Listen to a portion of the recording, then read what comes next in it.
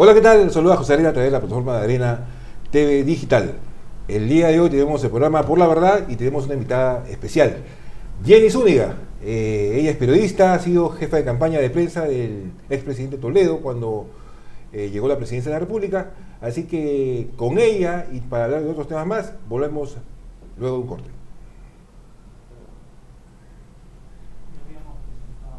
¿Ah? ¿Sí?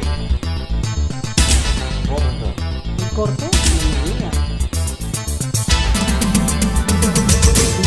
No sé.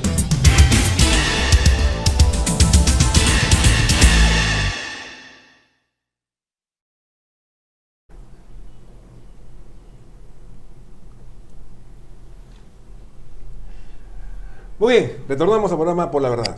Estamos con la periodista Jenny Zúñiga Mourão, ¿no? Así que, bueno, bienvenida, Jenny. Muchísimas gracias, José, y felicitaciones por este medio de comunicación que aporta para que mucha gente esté informada con la verdad. Te felicito. Muchas gracias, Jenny. Más bien, bueno, la noticia del fin de semana, lo que los medios de comunicación e incluso los políticos están hablando del día a día y también la población es sobre la extradición del presidente Toledo.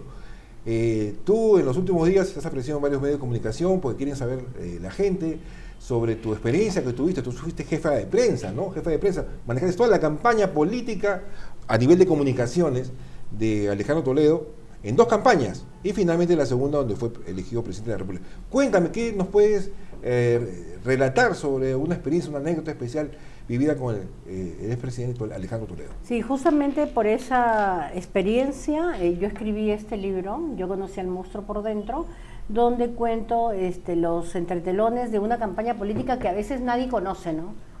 No sabemos lo que pasa dentro de una campaña política. Entonces yo quise escribir este libro para que algunas historias en campañas políticas no se repitan, ¿no?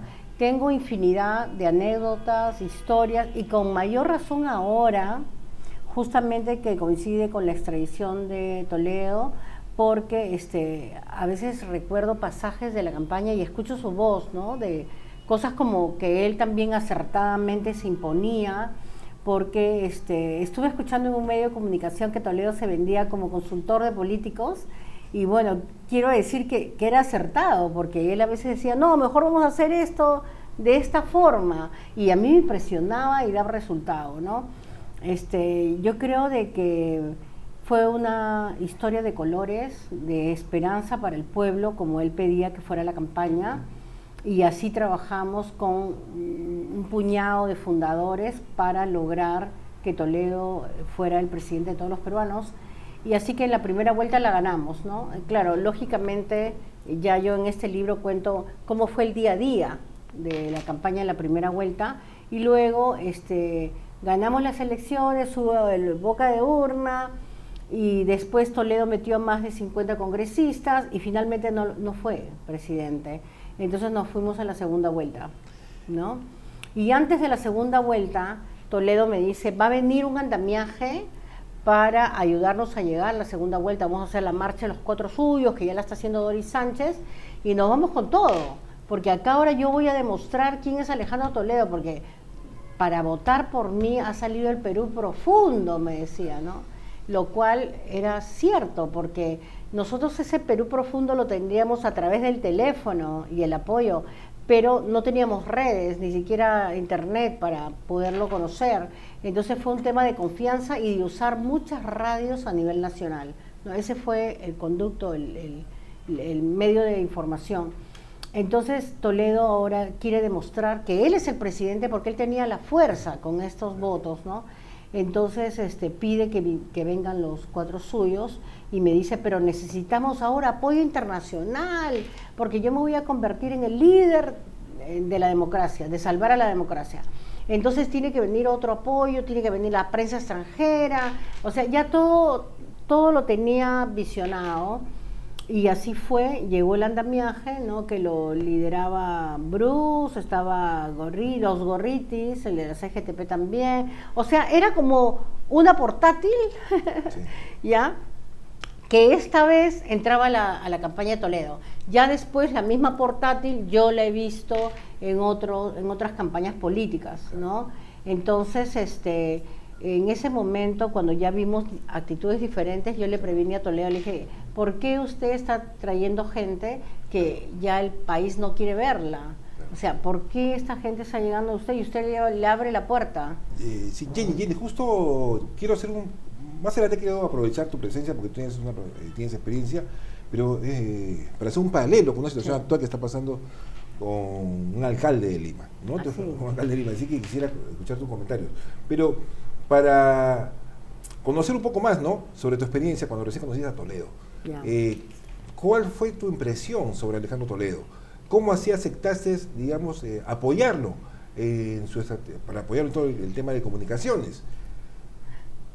Bueno, él me cita a mí en ESAN, donde él trabajaba, y me dice, mira, Jenny, te he llamado porque quiero que me hagas la misma campaña que le has hecho al doctor Torres y Torres Lara en el Congreso de la República, porque seguramente por el periódico salía que viajamos a todo el Perú, al lugar más alejado, a conocer a la población, pero también su problema, ¿no? Entonces, y de allí ya teníamos como un manual, porque volvimos el próximo año a viajar por todos los lugares y ya teníamos los problemas, claro. Y como él ya trabajaba en el Congreso, llevábamos soluciones, llevábamos una ley, ¿no? Entonces, poco a poco fue un trabajo maravilloso, porque volvíamos, no era solamente una vez. Y esa impresión que tú tuviste de primer contacto con Toledo, ¿pensaste que en el futuro, del cual dice hoy, podría haber cambiado tanto esa persona que conociste cuando recién intentaba llegar a la presidencia de la República? ¿Qué es lo que puede hacer que las personas cambien? Porque vemos que en los últimos años tenemos presidentes pues, que están presos en este momento. ¿Pero qué sucede? ¿Qué pasa con las personas? Somos seres humanos, pero sí. ¿Qué ocurre? ¿Por qué ese cambio? Una persona de repente que tenía muy buena vibra, una buena energía, de repente cambió, ¿no? Así es.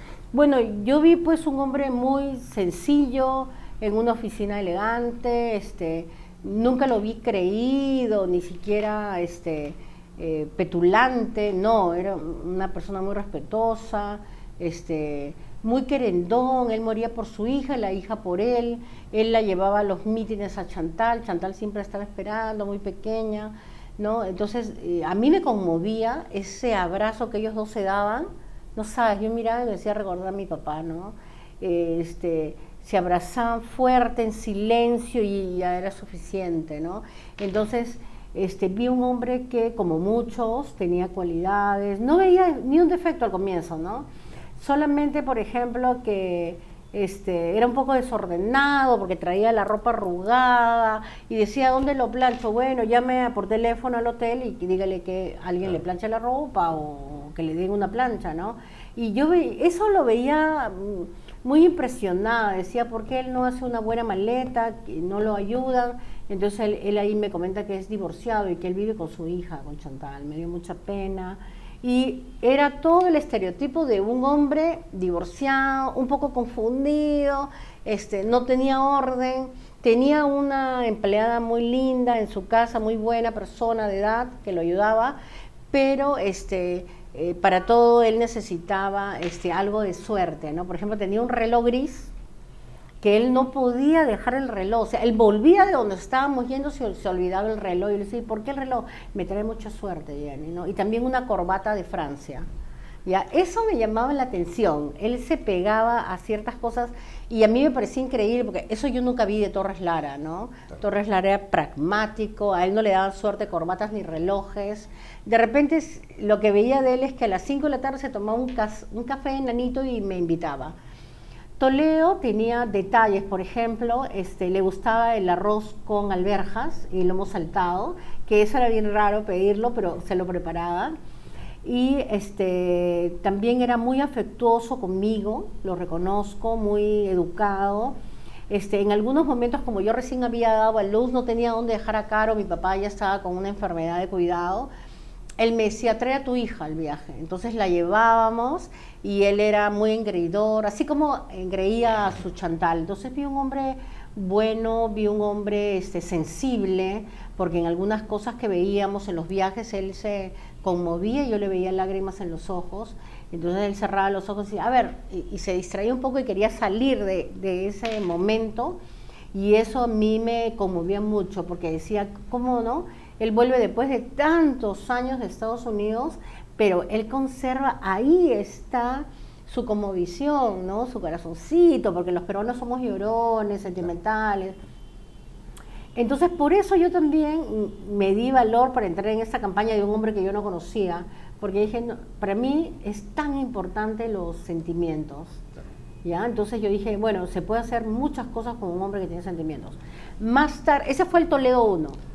Claro, justo ya con lo que tú estás detallando, estamos conociendo al ser humano, al Toledo, ¿no? A la esencia de Toledo, entiendo que ha sido así. Así es. Luego me dices que hay un Toledo 2. Claro. Ahí quiero llegar, ahí queremos llegar, porque ¿qué error cometió Toledo? En todo caso que fue muy confiado en determinadas personas, de repente involucró a terceros que de repente no había conocido bien su trayectoria, sus antecedentes. Sí. ¿Qué sucedió con este hombre que tú me dices amoroso, muy sensible con las personas? Sí. ¿Qué pasó con él? Se fue transformando, porque recuerda que empezamos, no teníamos ni un sol para hacer la campaña, de verdad, ¿no? Y yo tuve que llevar mi computadora, imagínate, a la sala de prensa. Entonces, pero ahí todos lo apoyábamos, había gente que yo he conseguido pintura, doctor Toledo, ya pinten los cerros, ¿no? Entonces, era como una familia que traía cositas, ¿no? Entonces, y sin embargo así llegamos a la primera vuelta y ganamos. ¿Ya? Entonces era una emoción, porque él decía, vamos a construir la casa juntos, y habíamos hecho la casa, ¿no? Y también gente que se solidarizaba, llamaban por teléfono, yo tengo pinturas, trabajo en una ferretería, quiero darle pinturas al doctor Toledo. Entonces habíamos hecho la casa, porque él tenía un spot que decía, hagamos la casa con toda la gente. Yo siempre escuché eso, con toda la gente, todas las razas, y mira, yo soy diversa e intercultural.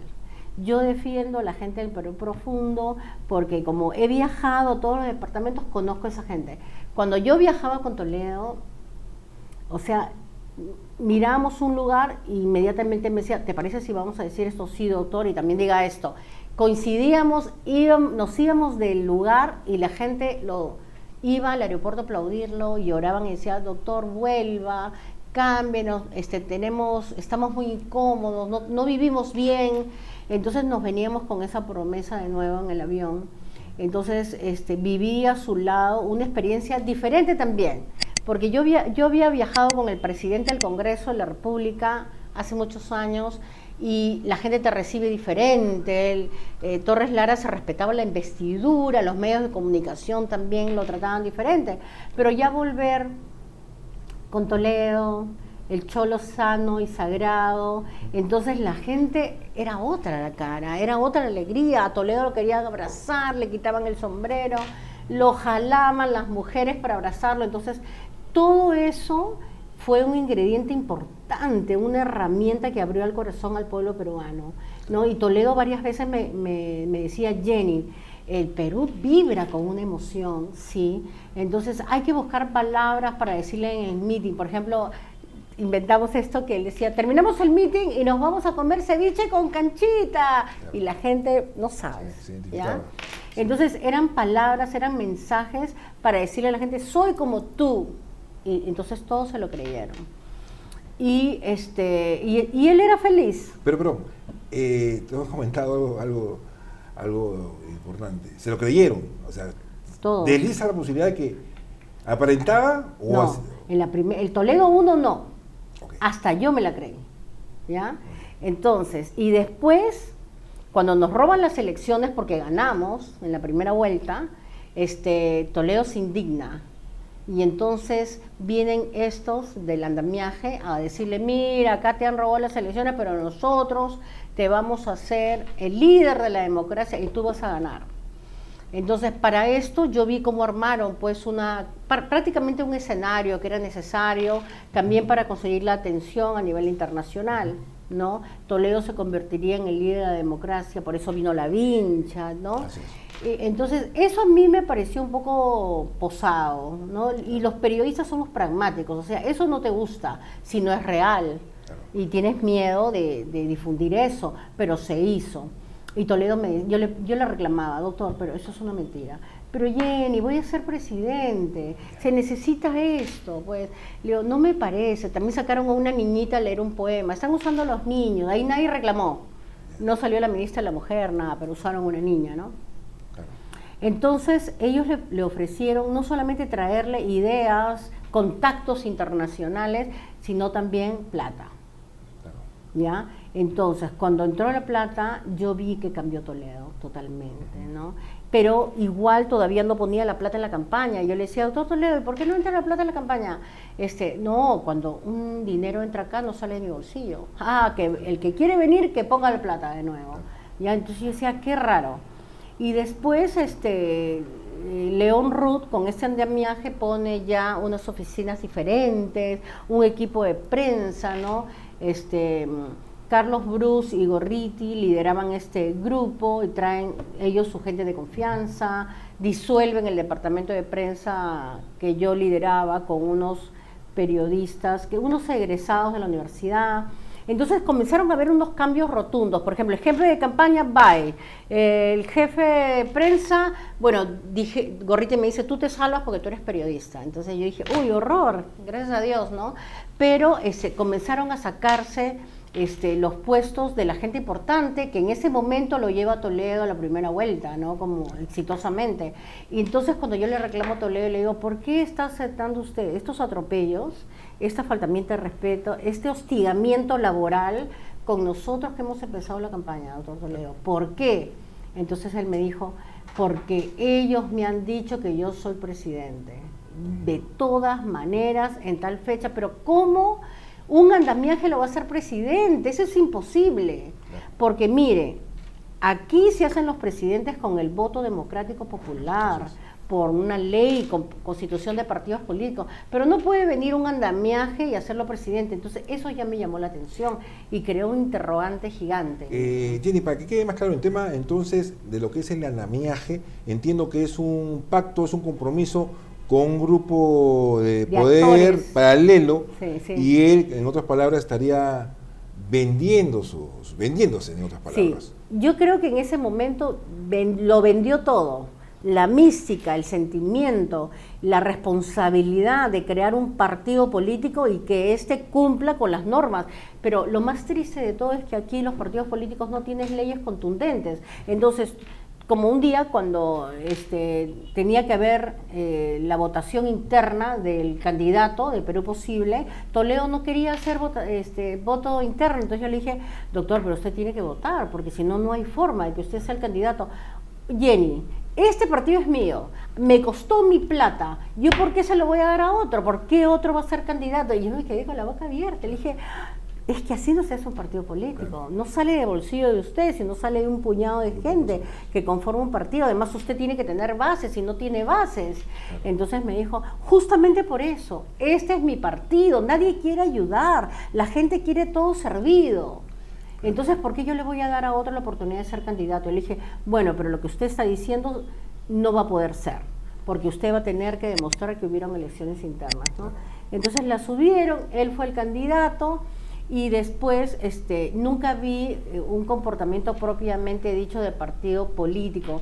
Lo veo cuando viene Mauricio Díaz-Canseco al inicio de la campaña y dice, ya, el modelo de campaña, todo el brochure, ¿no? El merchandise, se va a hacer así. Entonces lo presentó en CDs, súper moderno, pues él es empresario, y todos nos quedamos con la boca abierta. Dije, qué lindo. ¿Y cómo lo van a hacer? Bueno, como no hay plata, cada candidato imprime su polo, sus pancartas, y después Toledo vio el liderazgo de Mauricio, entonces ya Mauricio se volvió en el jefe de la campaña, pero el real jefe de campaña. Mira, quiero decirte que yo me volví loca de cómo Mauricio hasta nos hacía hacer ejercicios. Porque estábamos tan agotados y trabajábamos 10 horas que decía, ya vamos, salgan todos, vamos a correr. Y yo decía, este pata está loco. Claro. ¿Ya? Pero yo dije, esto es una campaña política, claro, ¿ya? Donde fuerte, todos dura. Se unen. Sí. ¿Me entiendes? Entonces llega el andamiaje y lo rompe todo. Entonces, ¿qué haces? Claro, me cuentas una historia realmente en la cual yo creo que muchas personas se identificarían, claro. Creo el camino correcto, ¿no? Y creo también con lo que hemos visto en los últimos años, los últimos gobiernos, la actuación de determinados políticos han llegado a tener cargos, ¿no? Claro. Y poder decidir del destino de nuestro país. Parece que cometerían los mismos errores. Sí. Estarían comprometidos porque... Y se han chocolateado en 15 años.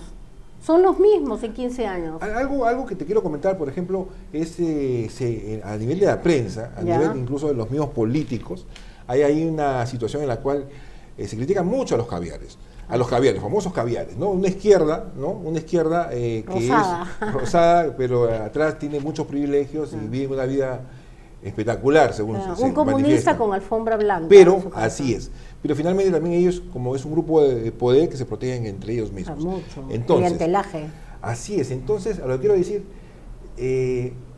comentan, de acuerdo a la información con otros colegas, es que el tema de este grupo de caviares que le llaman, se inicia justamente con Toledo.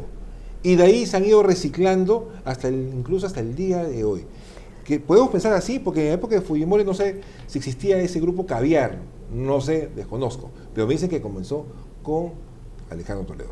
Bueno, y lo que yo recuerdo es que empezó con Paniagua, porque Paniagua, Toledo y García Sayán, y no lo dice Jenny Zúñiga, porque el ex congresista Francisco Díaz Canseco Tábara denunció a los caviares en el Congreso de la República ante la subcomisión que investigaba ONGs. ¿Ya? Entonces él dice que hay un grupo de caviares que durante el gobierno de Paniagua han creado la APSI, que es la asociación, ¿no?, de peruana, ¿no?, que ve todo lo que es las donaciones a nivel internacional, ¿no? Entonces la crean ellos y de pronto forman ONGs, algunos protagonistas en la televisión, que siempre salen en la televisión súper marketeados. Sí. Entonces yo pienso que tenían tanta plata como para ser protagonistas en la televisión más de años, muchos años, ¿no? Claro. Entonces allí es donde se comienzan a formar, y lo primero que yo veo en una investigación, porque lógicamente si tú ves que algo raro pasa en tu campaña política, entonces yo lo que tenía que hacer era investigar, ¿no? Entonces ahí investigué que se crean estas ONG, ¿no? Se meten a la campaña política, pero las ONG recibían dinero para ver el tema del feminicidio, para modernizar el Poder Judicial. Y total, que las ONG se metieron en todo, hasta en capacitar abogados para no sé si para caerles bien les daban capacitaciones y diplomas, porque yo he revisado, por ejemplo, el currículum de un ex ministro de Justicia y me ha dado mucha risa, porque yo comienzo a ver y dice, curso en la ONG tal, estudios en tal cosa, en la ONG no sé cuándo. ¿Cómo? Entonces una persona que entra con los cartelitos que le dan sus amigos se convierte en ministro de nuestro país, es imposible. Claro. Entonces, ya los caviares se manifestaban de esta manera. Mira, y lo compruebo, ¿sabes en dónde?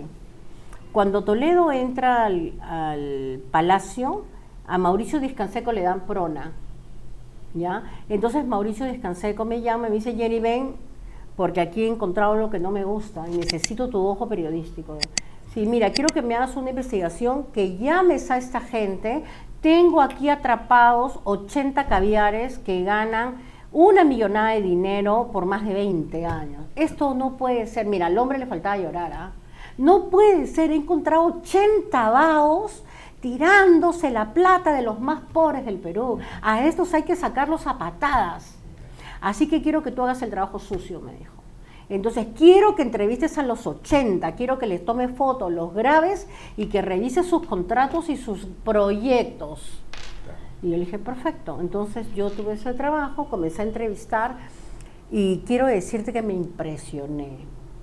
La gente que yo entrevistaba era gente que tenía más de 70 años, entraban con bastón, era gente muy adulta, que se supone ellos tenían que modernizar el proyecto, entrar a una licitación y de nuevo volver a concursar, pero era gente que ya era el clientelaje que te digo, ¿no? Entonces, cuando vimos el currículo de las personas, no eran personas que la mayoría no era profesional, eran personas que no tenían experiencia en ninguna parte, ¿no? Que hacían galleta de sangre de gallina, galleta de sangre de cerdo, no sé. No tenían el perfil, no tenían el perfil. Pero escúchame, decían que vendían cosas, pero al PRONA no llegaba nada. Ya. ¿Me entiendes? Es más, se les estaba pagando a ellos una millonada y la gente del PRONA siempre comía pescado. Los niños nunca comieron pollo. ¿Y quién diablos permitió eso en nuestro país? ¿Ya? Entonces, cuando comenzamos a revisar, vemos los currículos y vemos además lo más grave, que esos contratos en el PRONA, esos proyectos iluminados, jamás fueron revisados, no fueron actualizados en 20 años y seguían ganando lo mismo. Entonces, ahí por primera vez vi con mis ojos a los caviares. Claro, y es algo que lo que tú comentas, este modelo que en este caso fue detectado por el señor Mauricio Díaz Canseco con buen ojo de empresarial, lógicamente. Digamos, es algo que también se ve en las entidades públicas, ¿no? Hay un ingreso masivo de personas a trabajar en el Estado bajo el esquema CAS. de CAS, claro, muchachos jóvenes que a veces ni siquiera tienen la experiencia para que hagan una labor muy específica y sin embargo, a veces cuando uno ya conoce y ve su trabajo, realmente no da la hora, no da la talla. Por supuesto. ¿No? Y eso genera siempre una incomodidad también con el sector estatal, con el personal de carrera, ¿no es cierto? Claro, porque y que sería bueno que la señora Dina también vea eso, porque no es justo que efectivamente haya contratos CAS que ya no están dentro de la ley. Incluso hay una ley que dice que hay que revisar los contratos y que ya se dejen de usar y que una persona que entró en CAS no puede estar más de 3 meses. Entonces, ¿quién se está beneficiando con los contratos CAS? Sería interesante que nos respondan. Algo en todo caso, me voy a salir un poquito del tema que estamos hablando, pero es parte de la realidad en todo caso, para corregir el Estado, sí, como lo que viene ocurriendo, porque finalmente es parte de esto, ¿no? Entonces, yo recuerdo que en la época de cuando en los primeros gobiernos de Fujimori hicieron unas reformas, reorganizaron varias entidades del Estado y yo creo que fue para bien porque era necesario. Sí, era necesario. Era necesario. Bien también. Y también ingresaron ya a las entidades, incluso vía escuelas de formación, concursos, sí, ingresaron profesionales. La meritocracia. Así es. Sí. Y finalmente eran para que prepararlos en el futuro, para que cuando estas personas, digamos, ya estén ya maduras, asumaran el liderazgo de estas entidades del Estado. Pero ¿qué sucede ahora? Para que haya carrera en el Estado. Claro, entonces, pero sin embargo, pasados los años, pasados décadas, pero sin embargo siguen con la misma idea de no ubicar a las personas que fueron formadas en ese momento para que asuman el liderazgo, si no traen a alguien de afuera, sí, alguien que no sabe, o un CAS también para, sí, que pueda asumir un cargo, sí, también de confianza. Y creo que también es uno de los factores por los cuales no estamos caminando bien como país. Mira, eso se llama clientelaje y eso es lo que se usa aquí en esta prostituida forma política de llevar a nuestro país, ¿no? Porque esta gente que quiere quedarse por mucho tiempo en el país y se quedan ahí, como ha pasado, en los 15 años los mismos ministros han chocolateado nada más, ¿no? Entonces, estos cuando llegan al poder, contratan gente, mucha gente, ¿no? La que tú me estás comentando, y ellos desde afuera, porque el ministro siempre se quema rápido, entonces claro, ellos desde afuera deciden cosas. ¿Por qué? Porque tienen a la gente adentro. Por eso es que Alan García decía siempre, los funcionarios de tercer nivel lo saben todo. Sí. No, lo saben todo porque ellos van guardando documentos para no quemarse ellos. Claro. Entonces yo creo que habría que aprovechar de estos funcionarios de tercer nivel para realmente volver a empezar en el Perú y saber cómo se maneja la institución del Estado ahora, ¿no? La vulnerabilidad al clientelaje, ¿no? Porque si yo te meto a mis amigos, entonces tú después me traes, ¿no? O si no, mira, necesito tal expediente, ¿qué te parece? Me lo pasas y como me diste el trabajo te tengo que cumplir. Entonces, eso, más la ausencia de leyes para hacer partidos políticos de verdad, porque ya es hora, pero para hacerlos hay que convocar a los jóvenes, ¿no? Porque los jóvenes tienen que formar también partidos políticos. Esas son las enfermedades del Estado. Jenny, vamos a hacer un corte, sí. para volver a hablar, retomamos el tema de lo que es los medios de comunicación, Sí. es importante porque se monopolizó, ¿no? Hubo monopolio, La prensa concentrada. No, así es, y eso me gustaría hablar. Por supuesto. Entonces, volvemos con ello. Muy bien.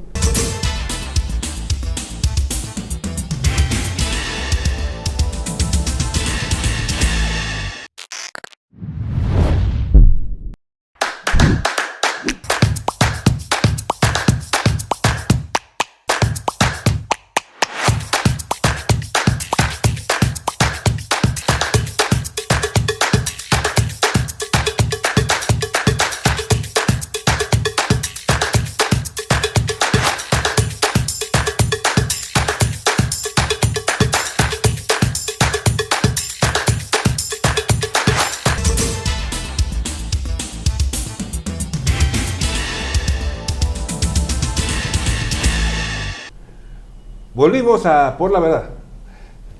Muy bien. Jenny, continuamos con esta entrevista realmente interesante. Conocemos a través tuyo cosas de Toledo, ¿no? Del ser humano, y luego pues ya conocemos la situación del expresidente. Jenny, volviendo al tema de los medios de comunicación. Sí. En la época de Alejandro Toledo justo se conoció que América Televisión, medios de prensa, finalmente se le dio la administración a determinadas personas, determinados empresarios. Y eso finalmente se ha vuelto un monopolio.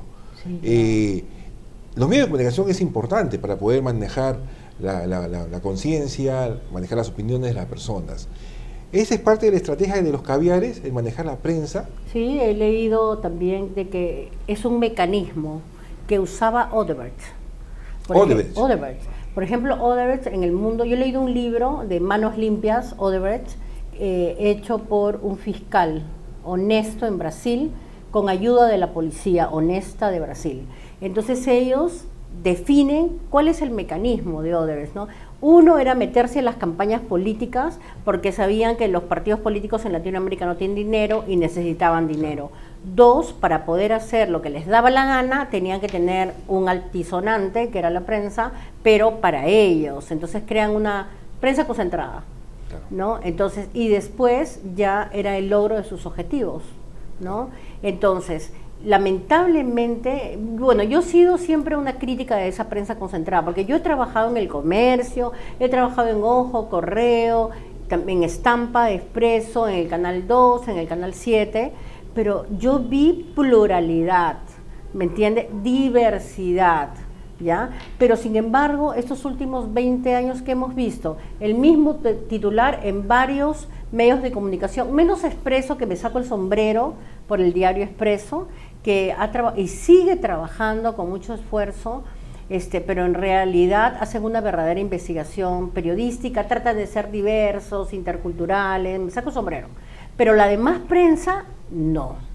O sea, he ido a los puestos de periódico y he visto el mismo titular en más de 5 diarios, ¿no? Los medios importantes haciendo periodiquitos chiquititos para golpear a su enemigo. Entonces, un poco que ya se suponía que habían aprendido la lección después de lo de Montesinos, ¿no? Porque Montesinos también en alguna forma los convocó con dinero, ¿no? Yo pensé que después de los juicios y todo lo mediático que vimos en la televisión para castigar a este tipo de prensa, sin embargo, ahora se reinventan y reconstruyen otro tema y copian el mecanismo, ¿no? Entonces, como periodista, me siento indignada, porque no es posible que la prensa, que tiene que ser la salvadora de un gobierno, de un Estado, cuando cae un cataclismo como el que vivimos ahora, son los periodistas que salen y denuncian y dicen, por ahí no es el camino, es por acá. Los periodistas somos las personas que tenemos que poner un orden en el cataclismo, pero sin embargo acá no, todos están sentados en la mesa de la prensa concentrada y les importa sus cataclismos de interés económico del bolsillo de su jefe, claro. Pero del país nada. Bueno, algo que enseñan cuando uno es estudiante, ¿no?, de periodismo, es te enseñan por dónde levantar la noticia. Sí, claro. ¿Ya? De repente hay algo que no es noticioso aparentemente la pepa. Y se levanta la noticia. Estoy seguro que en los medios de comunicación señal abierta, ¿no?, de prensa escrita. Estoy seguro que muchas personas van y denuncian hechos que están vinculados a funcionarios del Estado, que comprometen, digamos, van a poner a descubierto malas praxis. Pero a veces no ocurre que los medios no lo difunden, no lo toman, no quieren investigar.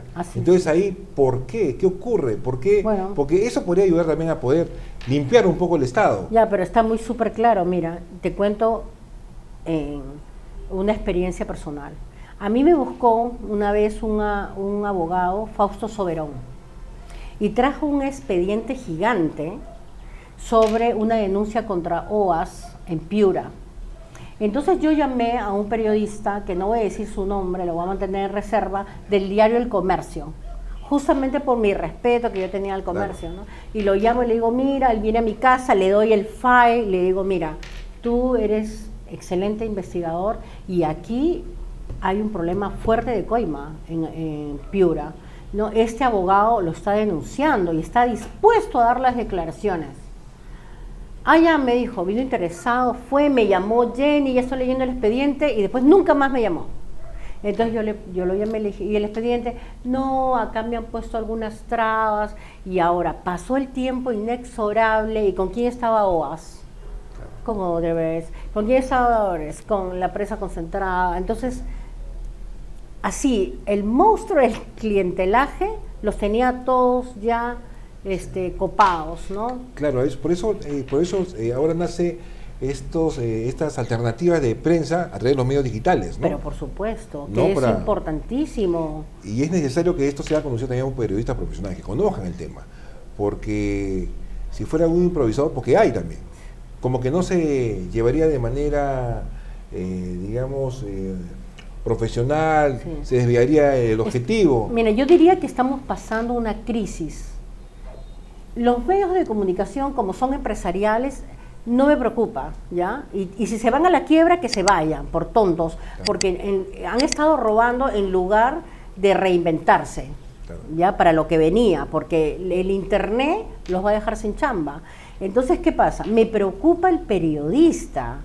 La persona que se está formando tiene que saber que tiene que ser plural, demócrata, tiene que ser diverso, pero no, cuando va ya por el sueldo que le paga, ya no se mueve, no opina, no conoce, se levanta en la mañana y ni siquiera escucha una radio que lo informe, no lee absolutamente nada. Y un periodista tiene que estar cultivado, tiene que saber, tiene que buscar un tema que le guste, investigar y entrar a ver cómo es el Estado peruano, cómo se hace el bien común para todos los peruanos, que es el objetivo de nosotros, buscar el bien común en la ciudadanía.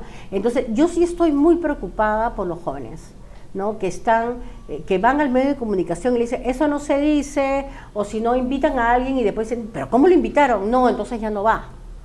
¿Ya? O si no, por ejemplo, dicen, ya, la entrevista tiene que ser grabada. ¿Cómo? Pero si me invitaron en vivo. No, tiene que ser grabada y el pobre chico no sabe cómo explicar y lo que quieren, lo que van a hacer es editarla para cortar lo que no les conviene. Entonces, los periodistas que conocemos esto lo sabemos, algunos lo callan.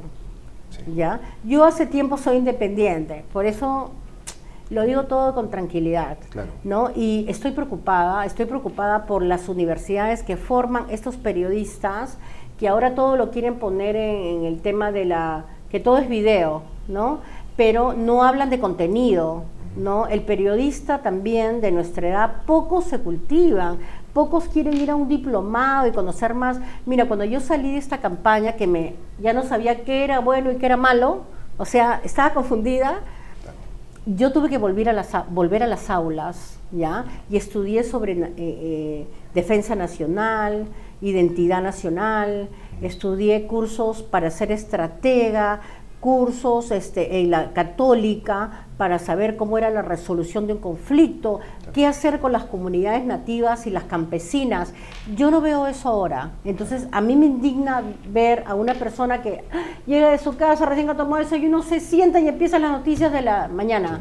Entonces se convierte en un lector, muchos se han convertido en publicistas con el tema de Odebrecht, entonces hay una crisis de periodismo, ¿no? Sí, bueno, Jenny, realmente ya para cerrar el programa, Creo que me comentes qué hacer con los partidos políticos, ¿no? Para que mejoren en todo caso, ¿no? Porque como tú me has dicho en el transcurso de la entrevista, los que dirigen los partidos se creen dueños y no es así. Sí.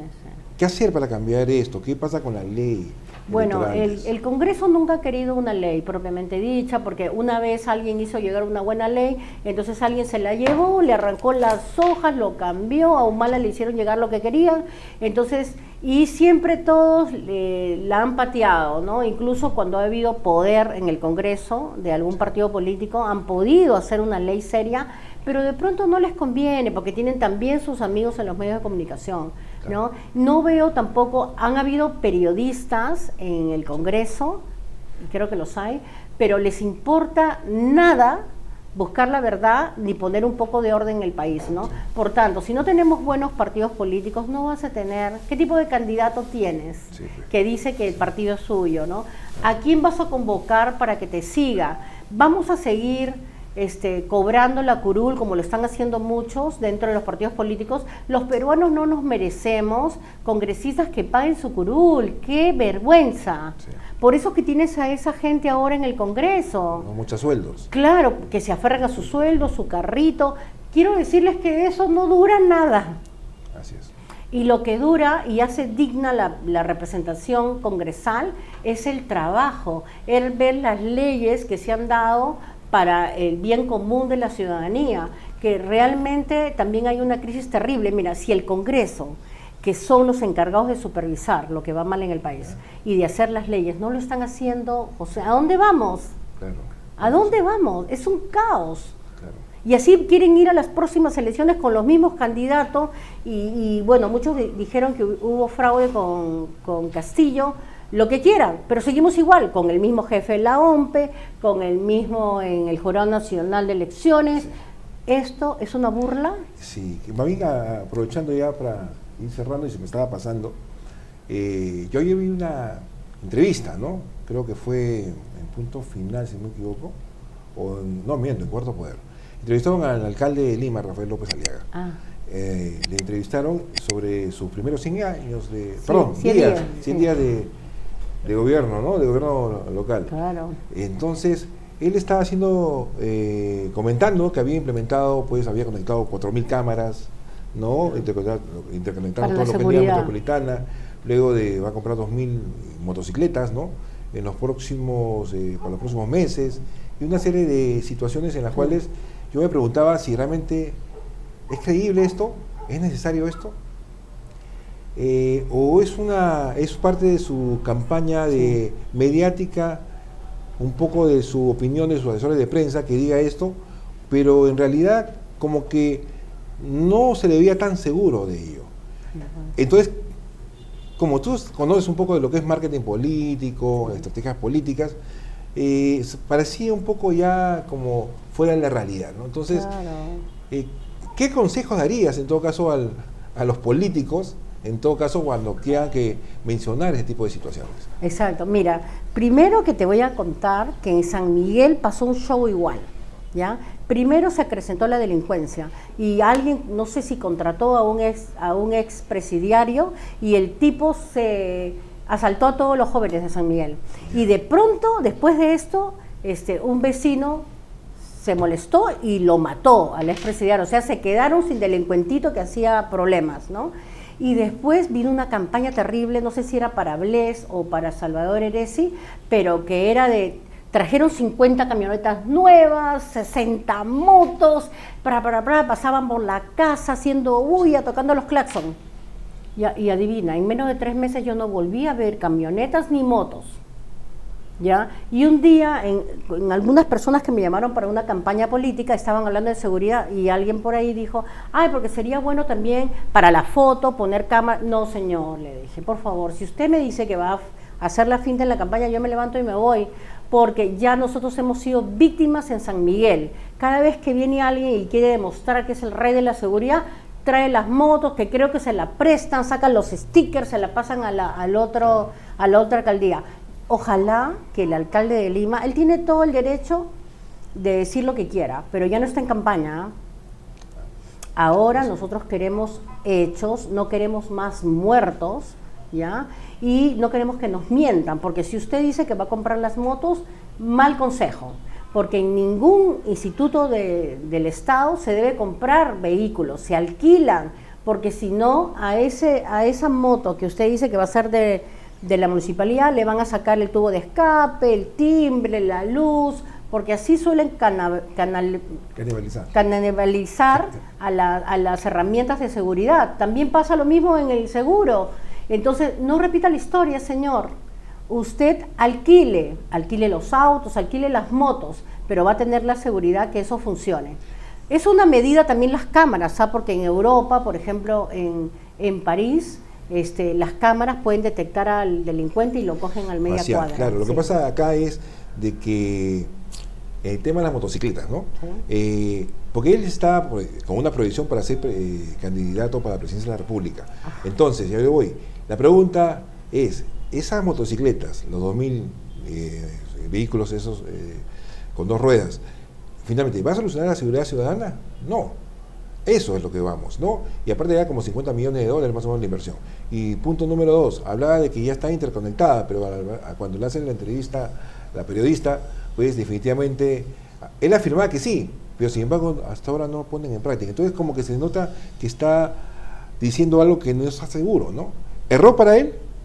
Yo pienso que le está pasando algo peor, mira, así ya con el ojo. Pienso que los funcionarios de tercer nivel no lo dejan trabajar, ¿ya? Porque esa interconexión solamente la pides y la tienes que hacer. Pero cuando tú tienes enemigos dentro de tu función y no los puedes sacar por el clientelaje, entonces tienes que trabajar con esa gente y esa gente no te lo va a hacer rápido. Claro, hay un software, sí, claro. Entonces, eso él tiene que poner mano firme, ¿no?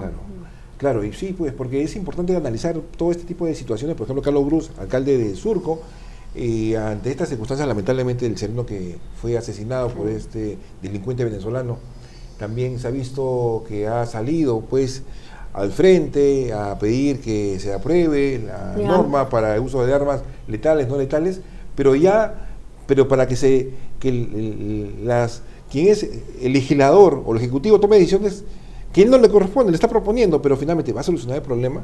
No. Yo creo que el que está candidateando a la presidencia también es Brus, siempre quiso, ¿ya? Y yo creo que ya tiene una vida, ya ha cesado la vida de un sereno. Yo me pregunto, ¿a quién van a manejar las motos y los carros si la mayoría de los serenos también son venezolanos y los que delinquen son venezolanos? Yo pienso que hay un tema de fondo, ¿no? Del tema migratorio, la policía de extranjería. Me parece que el alcalde se tiene que sentar con las autoridades competentes. Solo no va a hacer nada, con consejo de periodista tampoco. Claro. O sea, aquí hay que hacer un trabajo estratégico, hay que hacer un trabajo de verdad, de fondo.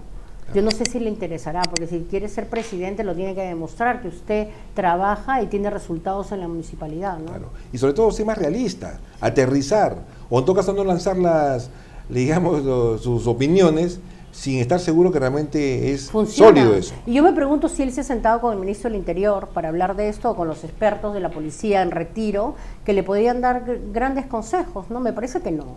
Claro, bueno, quería aprovechar tu presencia para que me puedas dar opinión al respecto, ¿no? Porque finalmente parece que ahí hay sí, se están equivocando, qué pena, ¿no? Sí. Y bueno, la población también se da cuenta, también es eso, ¿no? Sí, eso es lo peor, que él mismo se descalifica, ¿no? Así es. Muy bien, listo. Entonces ya estamos llegando al final del programa de Por la Verdad, a través de la plataforma de Arena Radio TV Digital. Así que ha sido una entrevista interesante con Jenny Zúñiga, que también, ojo, también es conductora de un programa, Las Atrevidas. Sí. Ya, con Marilena Guayasco. Así que bueno, esto ha sido todo por hoy. Jenny, gracias por tu presencia y nos vemos en la próxima edición. Gracias, amigo.